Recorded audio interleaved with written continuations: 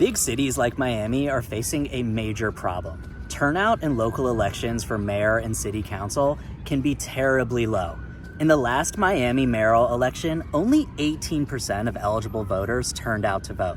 And that's the trend, not the exception. Cities like Atlanta, Detroit, San Antonio, Houston are lucky to crack 25% voter turnout for mayor. Even right here in New York this past month, we had record-breaking turnout, the highest in decades.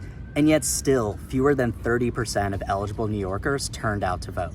So where do we even begin trying to solve this problem? Well, one thing we do know is that the same voters in these cities turn out at much higher rates in congressional and presidential elections.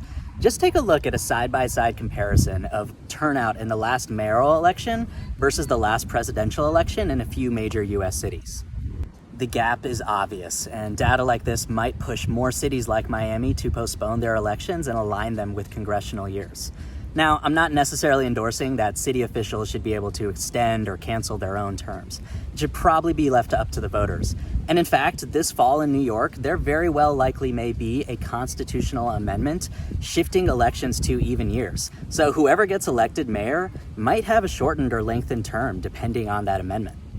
Now, there are thousands of mayoral elections on the ballot this fall, November 2025, and we need to stay focused on driving turnout around those races. But if turnout stays low, I think the trend of big cities reevaluating their election systems could continue to grow. Thanks for the time.